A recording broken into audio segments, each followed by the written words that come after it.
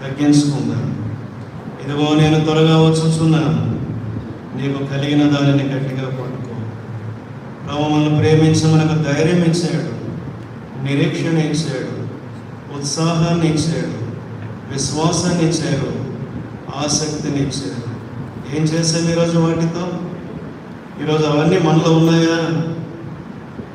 ధైర్యము పోగొట్టుకున్నాను, నిరీక్షణ లేదు, ఉత్సాహం లేదు, విశ్వాసము లేదు, ఆసక్తి లేదు.